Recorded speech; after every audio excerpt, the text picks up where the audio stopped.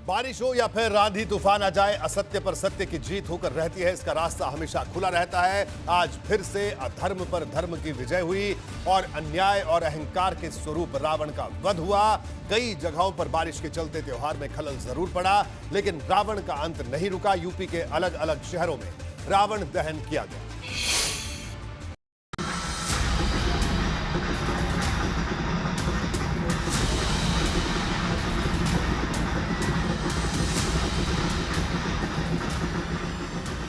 बुराई पर अच्छाई की जीत का महापर्व देश भर में धूमधाम से मना।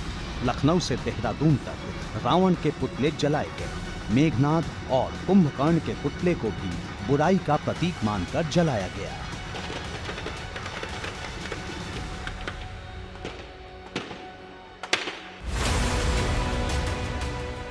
लेकिन हर जगह ऐसा नहीं हुआ।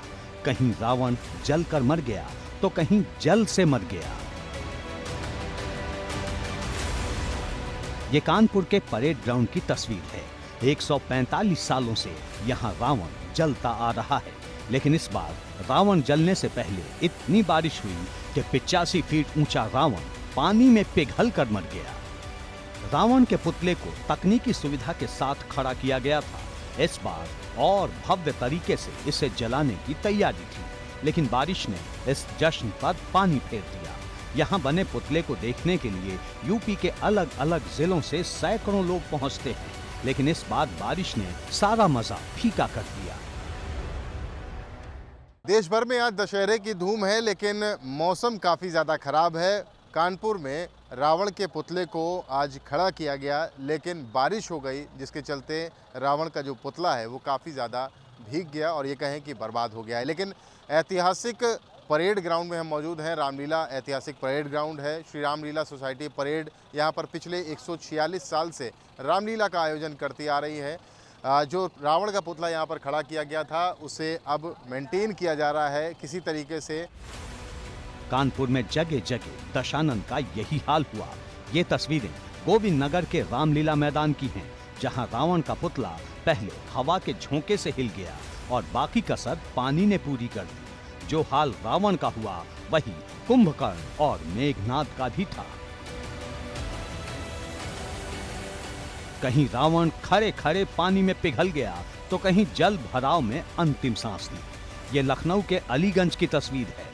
नगर निगम और जल कल विभाग की सुस्ती अभी तक तो लोगों पर भारी पड़ती थी, लेकिन अब रावण पर भी भारी पड़ गई।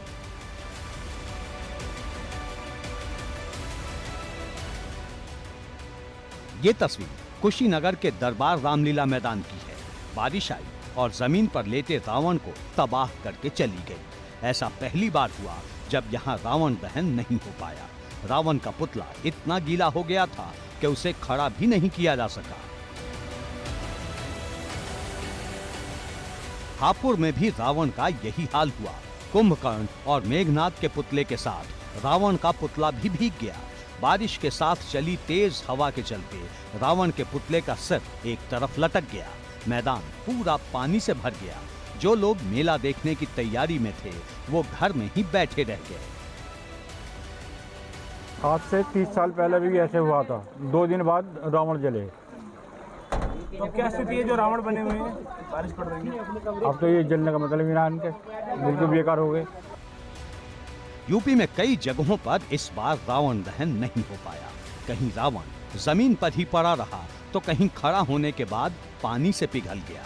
हालांकि रावण की मौत निश्चित थी, चाहे आग से हो या पानी से। एबीपी गंगा के लिए ब्यूरो रिपोर्ट।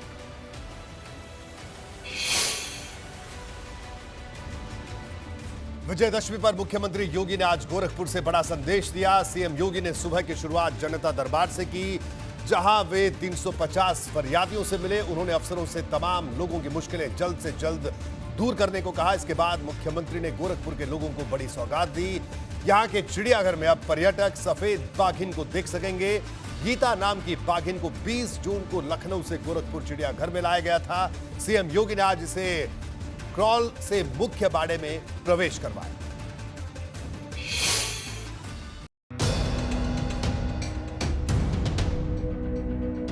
विजयादशमी का मौका विशेष है और मंच से राम राज्य का संदेश है। राम राज्य की आदर्श भावनाओं के अनुरूप हम न केवल मानव कल्याण के लिए और उसके उत्थान के लिए कार्य करेंगे, बल्कि प्रत्येक प्राणी के रक्षा के लिए, उसके संरक्षण के लिए भी हम सब अपने स्तर पर योगदान करेंगे। मंगलवार को मुख्यमंत्री योगी आदित्यनाथ गोरक्षपीठ के महंत के रूप में अपनी जिम्मेदारियों को निर्वाह रहे थे। सुबह से ही मुख्यमंत्री गोरखपुर के विकास को नई दिशा देते नजर आए। सुबह जनता दरबार लगाकर 350 फरियादियों की समस्याएं सुनी और समस्याओं को दूर करने के लिए अधिकारियों को दिशा निर्देश भी दिए।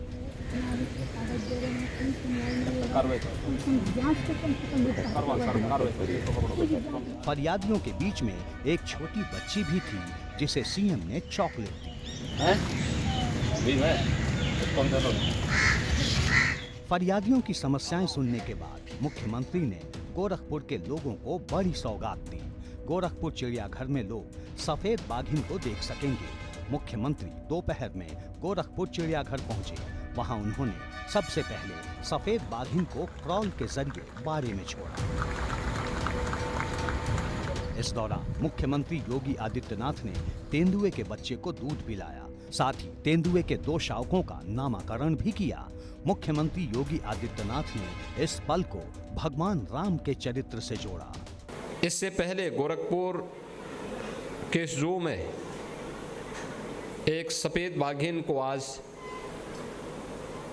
उसके बाड़े में छोड़ने की कार्रवाई भी अभी संपन्न हुई है। उसका नाम गीता है और उसे आज यहाँ पर छोड़ा गया। बहुत अच्छी है, अगर आप देखेंगे तो आपको एकदम रोमांचित करने वाला क्षण था।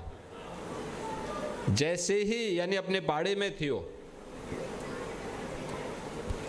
कैद थी वो अपने उसमें, लेकिन जैसे उसके ओपन उसमें छोड़ने के लिए जैसे उसका पिंजरा खोला, वो तुरंत निकल करके पूरे उसमें विचरण करने लग गई। सीएम योगी ने साल 2021 में गोरखपुर चिड़ियाघर का लोकार्पण किया था। 20 जून को सफेद बाघिन को लखनऊ चिड़ियाघर से गोरखपुर लाया गया था, जबकि तेंदुए के दोनों शावकों को रेस्क्यू कर गोरखपुर चिड़ियाघर लाया गया। उत्तर प्रदेश वन और जलवायु परिवर्तन विभाग के द्वारा रेस्क्यू किया गया था। एक का तो यानी एक मुश्किल से 5-6 दिन का छोटा सा बच्चा था तेंदुए का, उसको संरक्षित करके रेस्क्यू करके उसको यहाँ लाया गया। आज वह लगभग 3 महीने का हो चुका है और मैंने स्वयं उसको अपने हाथ से दूध भी पिलाया वहाँ पे। और एक महीने का रहा होगा, आज वो काफी बड़ा हो गया है। ये संयोग ही है कि जब पूरा देश विजयादशमी का पर्व मना रहा है, यूपी में वन्य प्राणी सप्ताह मनाया जा रहा है। इस मौके पर सीएम योगी ने डॉल्फिन का पोस्टर रिलीज किया। साथ ही वन्य प्राणी सप्ताह के तहत हो रही प्रतियोगिताओं में शामिल छात्र छात्राओं को सम्मानित भी किया और संदेश दिया कि इंसानों के साथ साथ वन्य जीवों की सुरक्षा की जिम्मेदारी भी हमारी है। एबीपी गंगा के लिए ब्यूरो रिपोर्ट। प्रतियोगिता के लिए प्रथम पुरस्कार प्राप्त किया है। और बात पीएम मोदी के दशहरा उत्सव में भागीदारी की। प्रधानमंत्री मोदी दशहरे के मौके पर आज हिमाचल प्रदेश में थे। यहां वो कुल्लू दशहरे में शामिल हुए। इस ऐतिहासिक दशहरे को देखने पीएम मोदी ढालपुर मैदान पहुंचे थे। भगवान रघुनाथ के यहां पहुंचते ही ढालपुर मैदान जय श्री राम के जयकारों के साथ गूंज उठा। इससे पहले बिलासपुर में पीएम मोदी ने पारंपरिक रणसिंघा को फूंक कर सबको हैरान कर दिया। इसे हिमाचल में विजयदशमी पर विजय का शंखनाद कहा जा रहा है।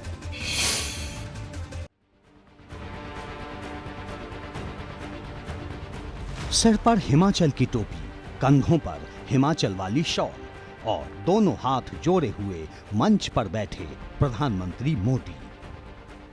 पीएम मोदी हिमाचल प्रदेश के बिलासपुर में थे। यहां उन्हें जब सीएम जयराम ठाकुर ने समृद्ध विरासत का प्रतीक रणसिंघा भेंट किया तो प्रधानमंत्री ने उसे फूंककर मौजूद लोगों का दिल जीत लिया।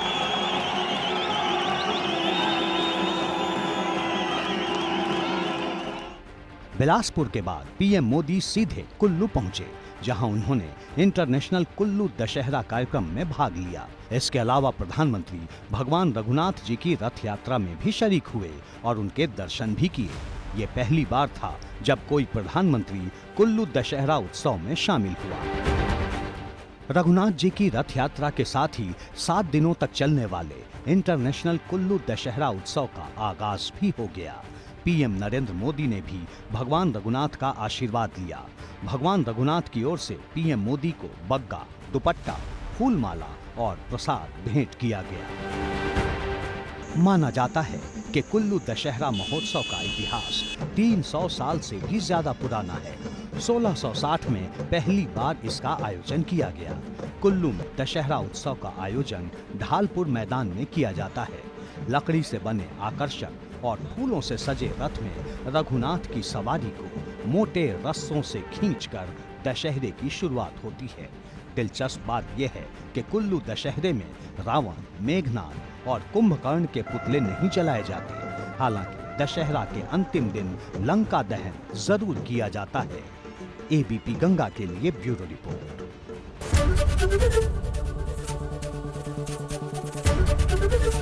एबीपी गंगा, खबर आपकी, जुबान आपकी।